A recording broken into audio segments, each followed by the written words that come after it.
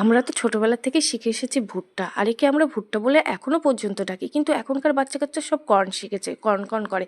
তো চলো এই কর্ন বা ভুট্টার একটা চটপটা মাখা করি।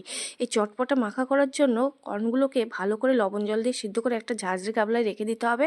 আর এই চটপটা মাখার জন্য লাগবে একটা টমেটো আর পেঁয়াজ। এই টমেটো পেঁয়াজকে চপারের মধ্যে দিয়ে ভালো করে চপ করে নিতে হবে। এই চপারটা হয়ে আমার খুব সুবিধা হয়েছে, সবগুলোকে একবারে দিয়ে ভালো করে চপ করে নিই। আর লাগবে কাঁচা লঙ্কা, এই কাঁচা লঙ্কাগুলোকে কুচি কুচি করে নিতে হবে। আর লাগবে এক টুকরো লেবু।